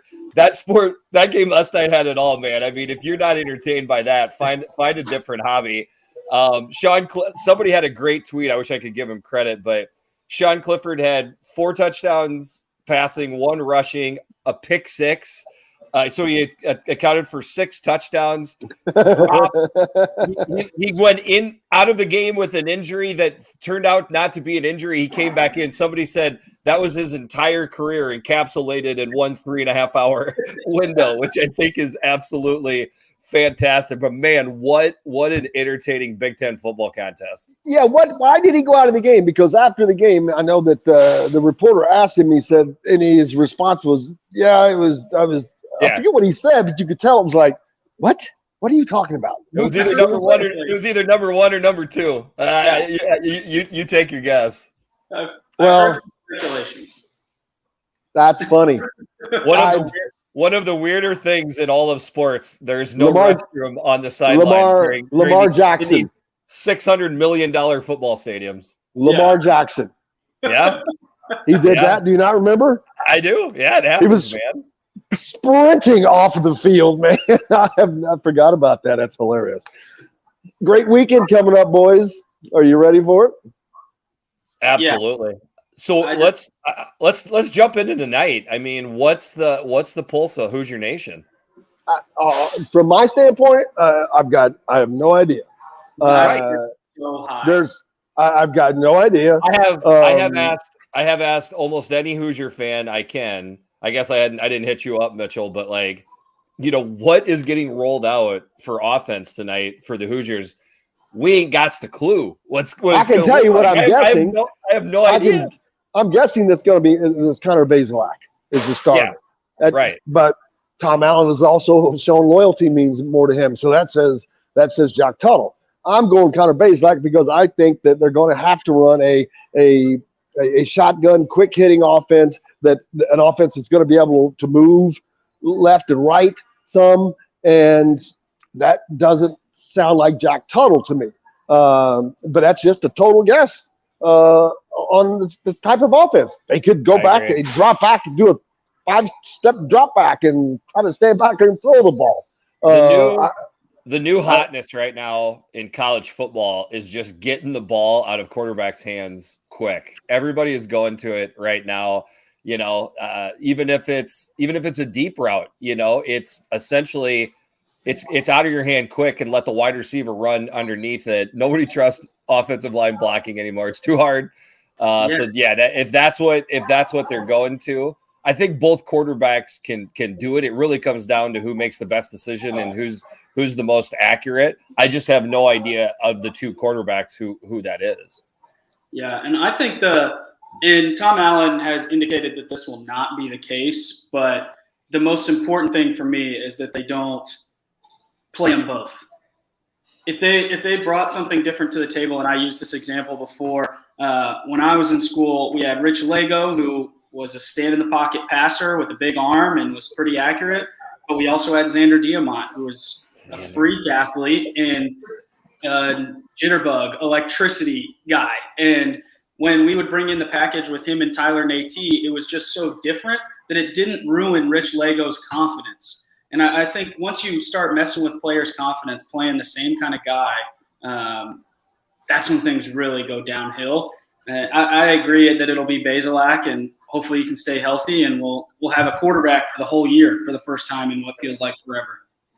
We did get to see Illinois play, so you've gotten to see them play a game, although it was against Wyoming. They're not going to show a lot, but they've gotten to play a game. And the importance of having that game under your belt just cannot be overstated because of working through things like on the line. Line assignments. Those are the critical things of making sure you hit the assignments on the line and the calls. And it takes a while to get that syncness going. I mean, I think there's the off the field stuff. I think it kind of evens out. Certainly, it's a huge advantage for Illinois to have the game like Jim's talking about. But on the other side of it, this is a short week for them, and they have to hit the road. And they lost Josh McCray, their really good backup running back. I mean, that is their 1-2 tandem when they started really rushing the ball well. They still have a great starter at running back, don't get me wrong, but there's a drop-off to that third running back. So I feel like the two kind of balance out a little bit. And plus that, Illinois is just like Mitchell and Jim and John, we have no idea. They have no idea what Indiana's rolling out on offense. So to me, if Indiana can take a quick strike hit, when they know what that defense is going to look like, that's me. I would take a shot early if you feel like you got the little surprise element going on there.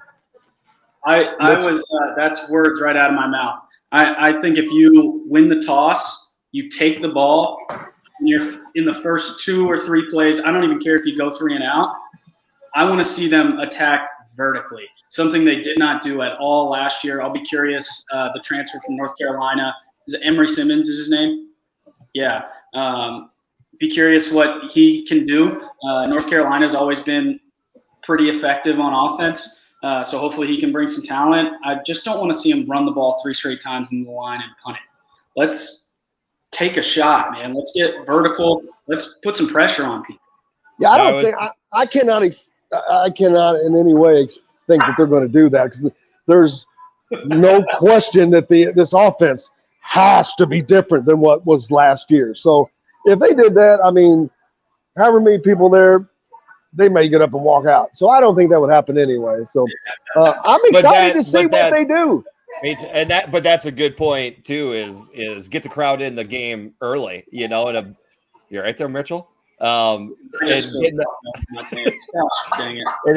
hitting a big pass play, even if it doesn't go for a touchdown, that's a great way to get the crowd juiced and up. So, yeah, I mean, I would say the start of this game is huge for both teams, you know.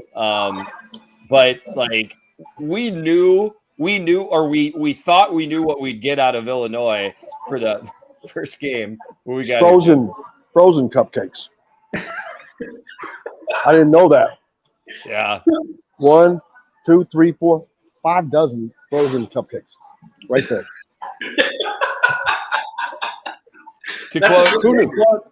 To quote David Spade from Tommy Boy, I can actually hear you getting fatter. We've gone off the rails. I'm not eating them. I'm just saying they are being purchased. There's 1, 2, 3, 4, 5 dozen frozen cupcakes that are being grabbed right now. Tailgating. Somebody's having a party. Exactly. Come on, Somebody's baby. getting ready for tailgate, man. That dude's got a box full of something over here. How's the environment in Bloomington today, Jim? It's excellent. If you're asking me. Apparently, there's a guy out in Bart Kaufman Field already tailgating. I'm sure he's not the only one, but that's a good sign. Nice. That's what I'm talking about. Man, dude, this is what I'm talking about. Jim, we gotta get you back focused, man. Sounds Jim like might not make it to the press box tonight. Right. I don't think I will. No.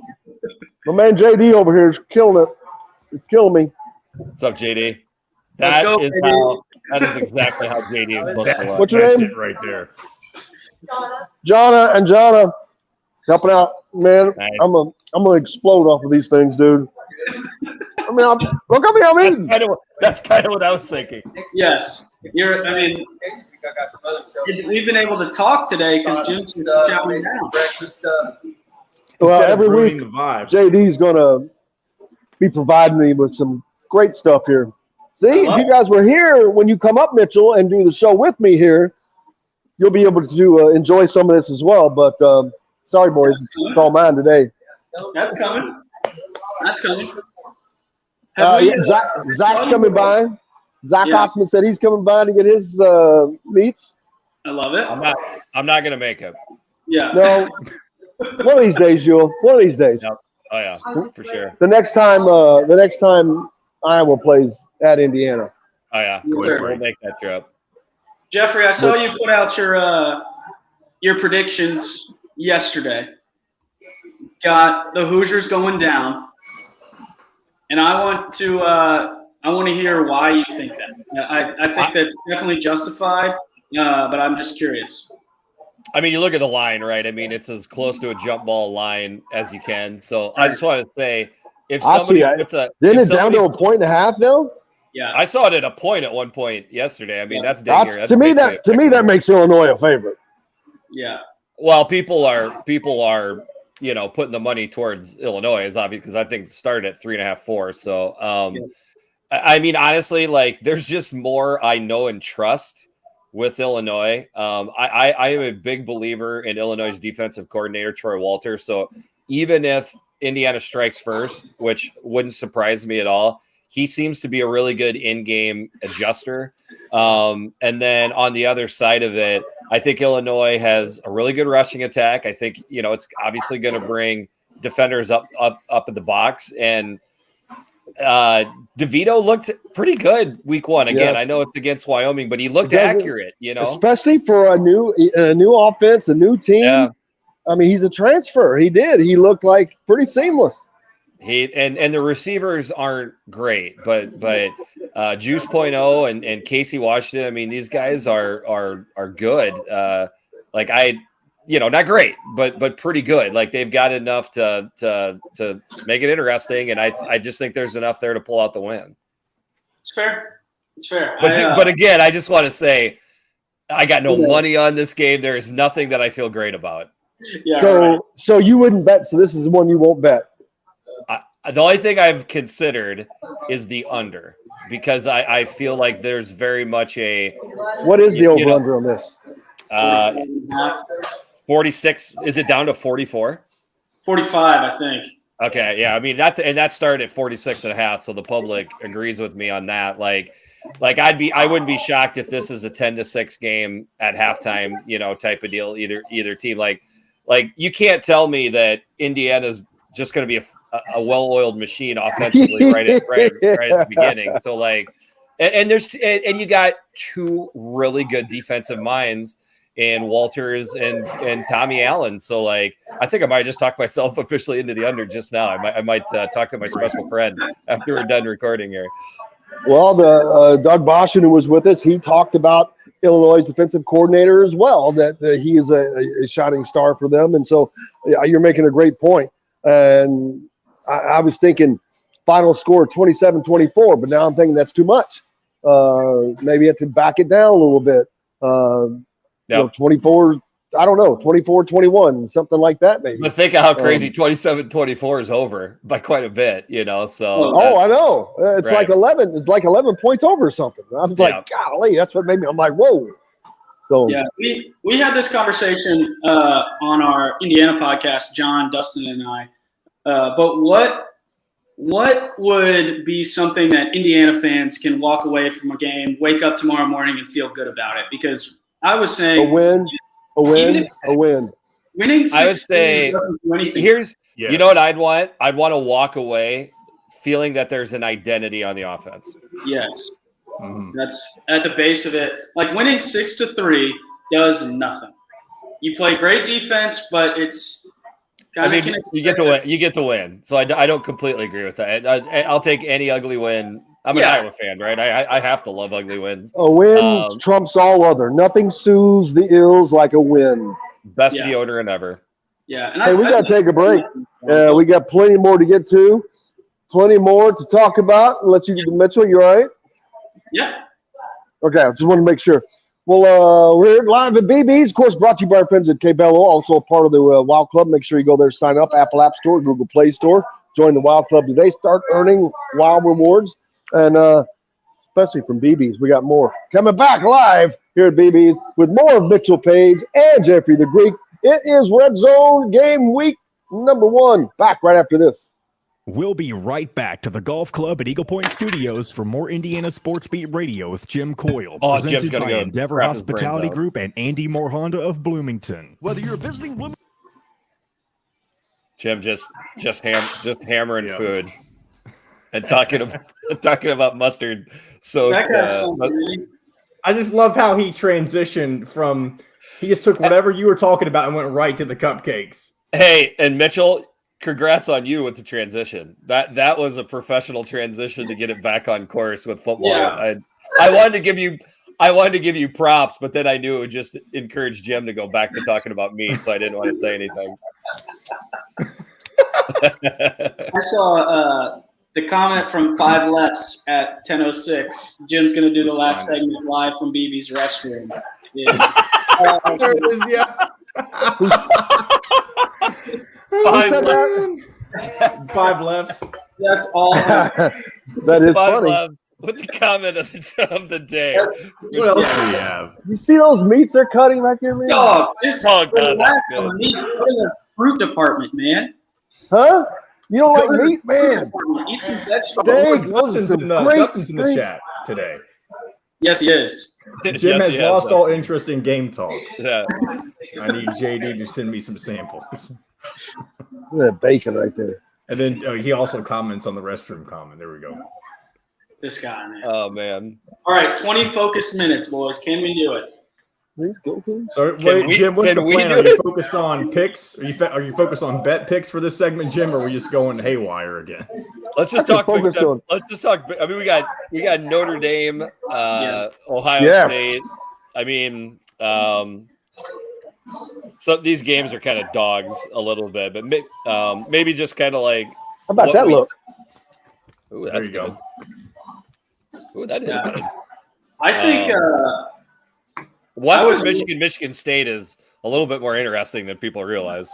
I know, it's sneaky. I can't see anything, so you guys get to lead it. Iowa game will be interesting. Yeah, we can talk. Yeah, for sure. We can talk about the Iowa game.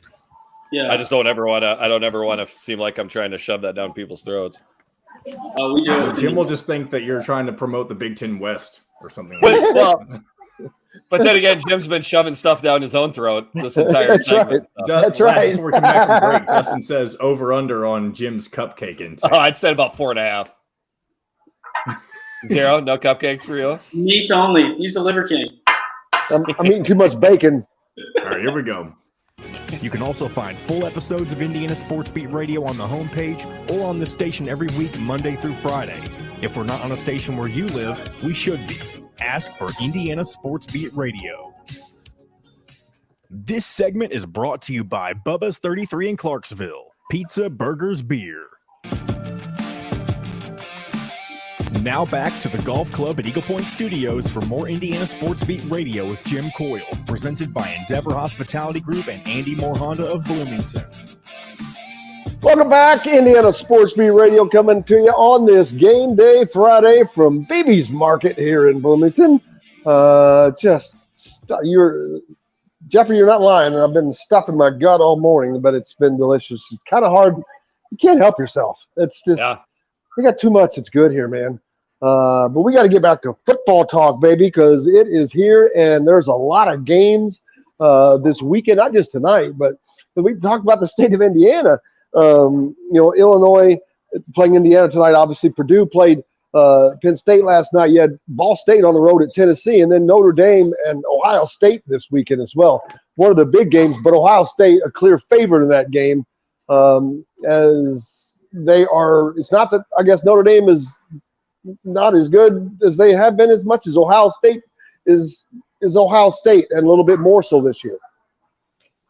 Hey, first off, real quick, shout out to Dustin Schutte. I know he's not on this today, but he is officially joined the Eyes on Big podcast midweek. So me and him are recording the preview pods through the rest of the season. So make sure everybody checks that out. Everybody loves Dustin. He's like smoked meat. Everybody loves him, right? Everybody likes to consume him. Smoked meat. Yeah. I honestly is anybody else getting the feel that the more they talk about how Ohio State is just going to blow the doors off of Notre Dame, the more you start to wonder if this is going to be a better football contest than people are making it out to be? It seems like that happened against Purdue a couple of years ago. And how'd that work out for Ohio and State? Oregon, and I do think Ohio State's going to win. Don't get me wrong. I predicted them to cover by a half a point because, again, I don't like this line. But Notre Dame they're almost complete polar opposites to me. The further you get out from the football, the better I feel about Ohio State. The closer you get to the football, the better I feel about Notre Dame. Not to say that Ohio State doesn't have a really good offensive line. They do. I just think Notre Dame is good enough up front on both sides to get in the backfield a little bit with Stroud, maybe get a rushing attack going. I don't know. It seems like Notre Dame will want to pull Ohio State into the phone booth and box them out a little bit. If they're able to do that, I think there's an avenue for them to stick in this game. Yeah, I know I usually get swayed when everybody's on one side. Something's amok, right? But Ohio State, I think I've talked about it on this show. I was talking with one of their coaches down here in Charleston, and a coach that's pretty honest from my experience has told me some things that make me believe that Ohio State is going to be my national champion this year. He believes they're better on offense than they have been, and they finally have some guys in the defensive backfield that'll make plays. So unfortunately, I think this is going to be tough for Notre Dame. And as you said, it's not a knock on Notre Dame. Notre Dame. No. I just think Ohio State is going to be tough. And What did Dustin say? I missed it. Is thanks for the shout out. Yeah. I tell you what, and that's how quick this thing can change. If Jim Knowles has that defense, if it's just good, I don't know how you beat Ohio State. If it's great, then they become the national championship favorite at that point. Yeah, if Notre Dame beats or Ohio State beats Notre Dame, how does that affect him in the rankings, you think, right now? Because everybody still loves who they love. They're not going to knock Alabama. Who's Alabama got?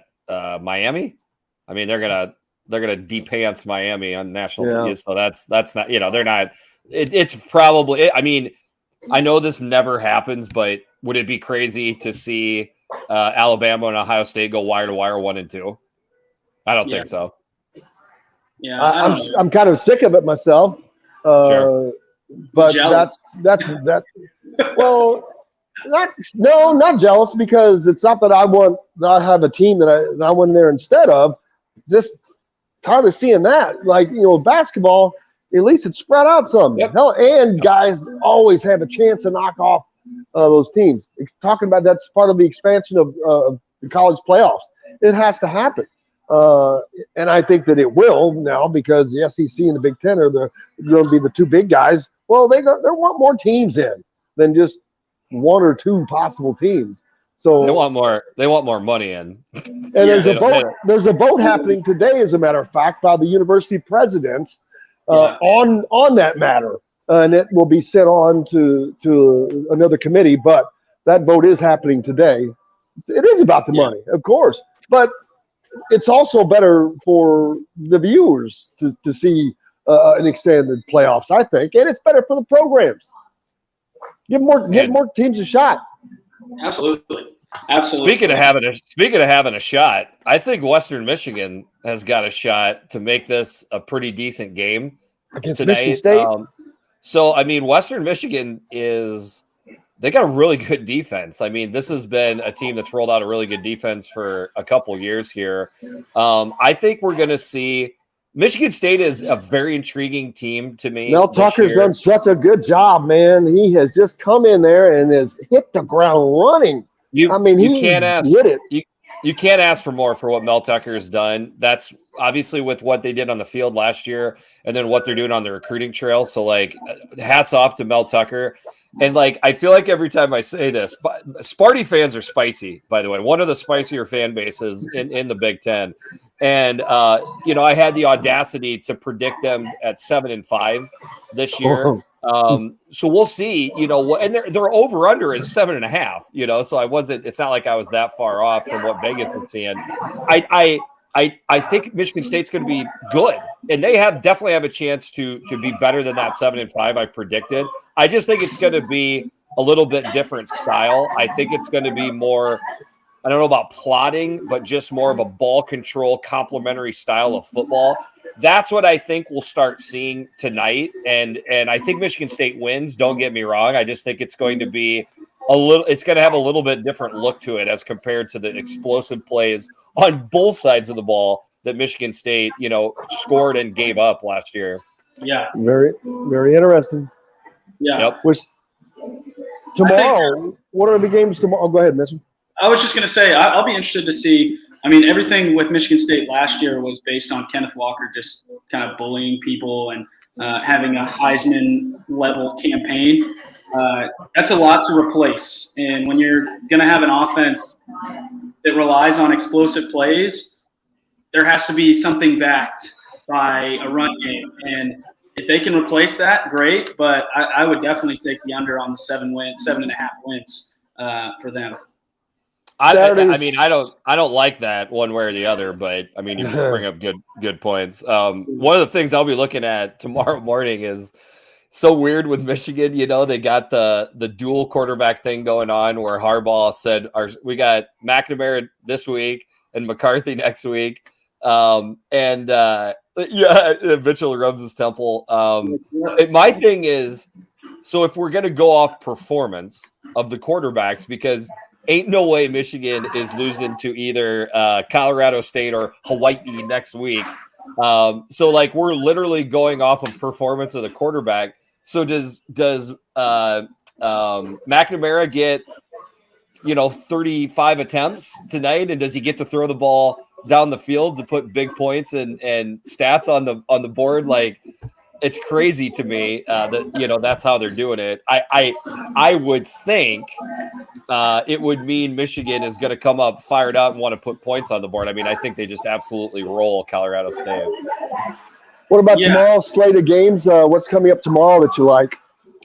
Well, that one's tomorrow right there. I mean, we talked a little bit about Iowa, SDSU. It's a really, really good FCS team. Any fan base, any FBS level major college fan base hates seeing FCS teams come in. I mean, it's an absolute boner of a schedule that these ADs, when they put these teams on there, you can't tell me there's not a group of 5 team that would take that slate. But you know, this is a good SDSU team. I mean, they got more proven people on offense than Iowa. Iowa's wide receivers we've lost everybody. We are literally down to 2 scholarship wide receivers going into this game this weekend. So it's a scary little situation for a lot of Iowa fans. Yeah, and it had to be hard for you to watch that kid from Purdue last night. He transferred from Iowa, correct? Yeah, I had not known that, but luckily I watched the broadcast and I had learned that, yes, Charlie Jones indeed played for Iowa last year and transferred to Purdue.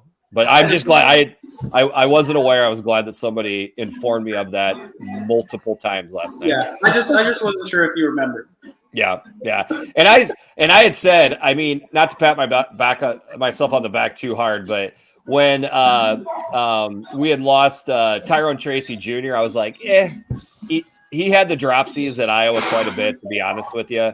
But when Charlie Jones left, that hurt. I mean, that stung in the passing attack and the return game. I was shocked to see how much they featured him as wide receiver last night. I mean, you started to get the feeling that if Charlie Jones goes out, I don't know who they're throwing to, you know, Their for the rest of receivers the year. are bad. They're just bad. I don't think bad, but Brock Thompson can't stay healthy. He limped off the field again last night. So, like, it is the Charlie Jones Payne Durham show, them throwing the ball. I mean, Purdue's a dangerous team, but I feel like they're also a thin team going back the other direction too. Yeah, absolutely. What are your big lay down bets for the weekend? Your surefires. I mean, if you can get SDSU plus 20.5, put your education, your kids' education, whatever money you can tap and take SDSU and that 20.5 points. Another one I like almost as much, maybe as much, is the over and Maryland covering in their game against Buffalo. I mean, this is a Mike Lasley special right here. He doesn't put, you know, the pedal down and let up. He just keeps her down. He wants to put as many points on the board at the end of the year when they list out highest scoring offenses, most yards. Locks wants to see his offense up there. I think they are going to absolutely murder Buffalo and then reanimate them and then murder them again. That's pretty bad. That's a beatdown, man. That is a beatdown. We've all experienced those. So that sounds like a nice little parlay to put together. Yeah, I mean the over under is 63.5. I mean, I'm dead serious. I have Maryland at 63 points themselves. I got to think I can get a field goal. By the way, I thought I could at least get a field goal out of New Mexico State last night. Couldn't get that. No. Unbelievable. I knew if New Mexico State scored a touchdown in that game, they were going to cover. A field goal would have done it. Couldn't even get the field goal. Thanks a lot, Aggies. Yeah, right. Yeah. How was the? I actually didn't watch that game. How was the handshake? Honestly, it looked pretty cordial. It looked pretty cordial. It also looked like that. It also looked like Jerry Kill wanted it to last 4 seconds and PJ wanted it to last 4 minutes. That's how I took it. Like, PJ really cares what people think about him. Yes. And he was trying hard to make that look cordial. I mean, I think Jerry Kill has made too big a deal out of too much stuff, to be completely honest with you. But then again, Paige is, he's grading. Yeah. I was surprised he shook his hand. I didn't think he was going to. Yeah. I mean, what are you gonna? You're gonna. I thought he had said that he wasn't going to. And again, I think he did say that, which I think reflects pretty poorly on Kill. So some PR person got in his ear and said, "Why don't you just go shake his hand?" That becomes a national story for no reason. Especially when you lose. If you win, Right. Maybe you might have a different tact that you can take. But when you lose, it's kind of you got to go out there and take your ass beaten and lose in that fashion. It just 2 minutes. it's bad. All right. Here's another one too, if I could. Sorry to our friends in the Northeast, but I have no idea why Rutgers is only a 7-point dog going to Boston College. There's about as much newness on the Rutgers offense as there is the Indiana offense. Completely reworked offensive line. Boston College has got Phil Dracovic and Zay Flowers at quarterback and wide receiver. Horrible scheduling for Rutgers, their first game of the year, going on the road to play this game. I don't know. It sure seems like to me that Boston College can cover that 7 points somewhat easily. Boston College is always scary to me. I growing up a Miami fan, it never felt like, even when Boston College wasn't good, it never felt like that was going to be an easy game. And now they've got players. They've always got sneaky good talent on that roster. Yeah, I think I picked Rutgers just because it's a Big Ten show, but Boston College just scares me. Yep. We'll certainly find out, man. It's been a fun day, guys. I just wish you could have been here to join me, but we'll just keep pretending like you are. But Mitchell, one of these days you will be here. Looking forward to tonight's game and games and the whole weekend of games, man. I'll be checking in with you guys, see what you're throwing out there into the blogosphere. Good luck on your bets. Big thanks to everybody. Thanks to Alec Lasley, of course. Thanks to Zach Osterman from the Indy Star. Doug Bucshon from the Illinois rival site. Of course, Mitchell Paige, Jeffrey the Greek for our Red Zone. John, the producer. Most importantly, thanks to you guys. Without you, we have no reason to be here. Go out and have yourselves a great holiday weekend. Enjoy tons of college football. Guys, can't wait. Appreciate you. You know it. Until Monday. Tuesday. We got a holiday. I'm Jim Coyle. I will see you on the radio. Thanks for listening to Indiana Sports Beat Radio. Be sure to subscribe to our YouTube page for more clips and team coverage of Indiana basketball, football, and more. You can also find full episodes and tons of other content on thehoosier.com. We'll see you next time for another edition of Indiana Sports Beat Radio.